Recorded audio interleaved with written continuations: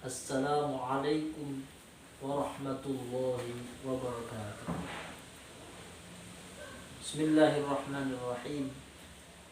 Innal hamdalillah nahmaduhu wa nasta'inuhu wa nastaghfiruh.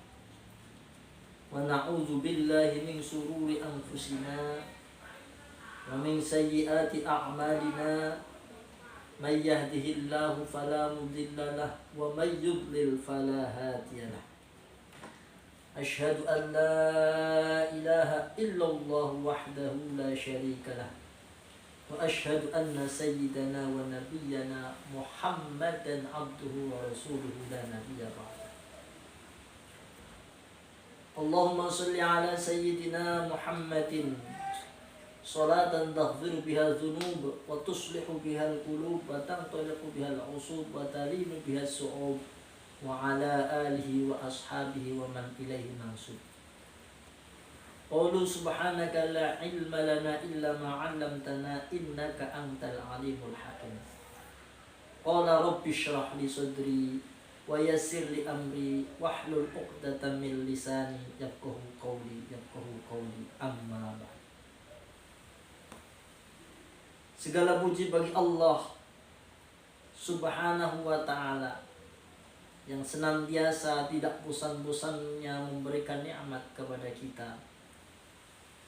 Salawat salam bagi baginda Rasulullah sallallahu alaihi wasallam yang kita harapkan syafaatnya kelak di yaumil qiyamah.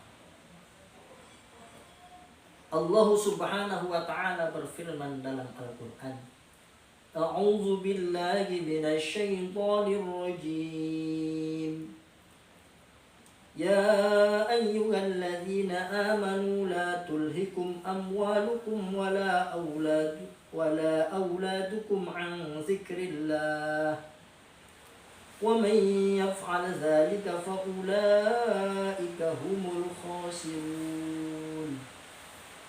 Ya ayyuhalladzina amanu, wahai orang-orang yang beriman. Kita sebagai orang yang mengaku beriman kepada Allah Subhanahu wa ta'ala, beriman kepada malaikat-malaikat Allah, beriman kepada rasul-rasul Allah, beriman kepada hari akhir, beriman kepada qada dan qadar, dipanggil oleh Allah Subhanahu wa ta'ala, ya ayyuhalladzina amanu, hai orang-orang yang beriman. Dipanggil untuk apa? La tulhikum, janganlah membuat engkau lalai. Apa yang kita diwanti-wanti untuk tidak lalai? Yang pertama, janganlah membuat engkau lalai hartamu. Ini biasa. Kalau urusan harta, kita semangatnya luar biasa. Tidak ada orang yang tidak kepengen kaya. Hanya segelintir orang mungkin yang tidak ingin kaya. Tapi Allah mewanti-wanti, jangan sampai hartamu membuat engkau lalai. Yang kedua apa? Wala auladukum, anak-anakmu. Jangan sampai membuat engkau lalai. Anak bisa menjadi tabungan akhirat, bisa juga menjadi fitnah. Kalau tidak membuat kita lalai, kemudian anak-anak itu menjadi anak-anak yang soleh, akan membahagiakan kita dunia dan akhirat. Tapi kalau kita lalai karena anak-anak kita, waliyadzubillah. Kemudian Allah mewanti-wanti, janganlah hartamu dan anak-anakmu membuat engkau lalai. Lalai dari apa? An dzikrillah, dari sholat 5 waktu. Kadang-kadang kita bekerja keras keringat banting tulang dalam mencari harta, tapi kita lupa akan kewajiban kita, yaitu ibadah sholat. Sehingga ada syair yang menyampaikan subuh kesiangan, zuhur kerepotan, asar di perjalanan, maghrib kecapean, isya ketiduran. Terus kapan sholatnya? Ini kadang-kadang gara-gara harta. Kita bangun pagi hari sebelum subuh, mulai beraktivitas, menyiapkan segala sesuatu untuk mencari harta. Tapi kadang-kadang kita sholat subuhnya lalai. Setelah bekerja, capek kita, begitu sholat zuhurnya, kita kecapean. Sehingga zuhur juga luput, zuhur juga lalai. Terus habis zuhur kita istirahat, asarnya juga kita lupakan lagi. Kalau maghrib isya mending, biasanya musola, masjid, maghrib isya itu ramai. Karena kalau maghrib itu sudah mandi, sudah dandan rapi, ngapain lagi kita berangkat ke musola? Lebih enak sholat berjamaah. Tapi yang parah lagi, maghrib juga lalai. Ini kalau maghrib sudah lalai, yang lain sudah alamat. Isya, Masya Allah. Maka ini wanti-wanti dari Allah, jangan sampai hartamu, anak-anakmu membuat engkau lalai dari kewajibanmu, yaitu melaksanakan sholat 5 waktu. Wa may yaf'al dzalika, barang siapa berbuat demikian, anaknya, hartanya membuat dia lalai dari sholat, faulaika humul khosirun. Kenapa? Orang-orang yang anak dan hartanya membuat dia lalai dari kewajiban sholat, kalau dia sampai lalai, maka dia termasuk orang-orang yang khosirun, orang-orang yang rugi. Rasul sallallahu alaihi wasallam bersabda bahwa awwalu ma yuhasabu bihil abdu yaumal qiyamah as-shalah. Amal yang pertama akan dihisab kelak di hari kiamat adalah as-shalat.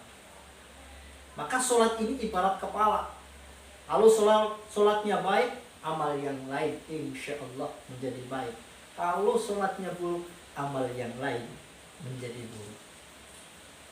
Suatu saat pernah zaman Rasul sallallahu alaihi wasallam, ketika Rasulullah sallallahu alaihi wasallam sedang duduk-duduk dengan sahabat, tiba-tiba ada orang datang mendatangi Rasul sallallahu alaihi wasallam, meminta tolong. Tolong wahai Rasulullah, tolong ayahku wahai Rasulullah. Ada apa dengan ayahmu? Ayahku telah meninggal dunia wahai Rasulullah. Akhirnya Rasul sallallahu alaihi wasallam memerintahkan sahabat untuk melihat. Begitu dilihat, ternyata mukanya sudah berubah menjadi babi yang berwarna hitam.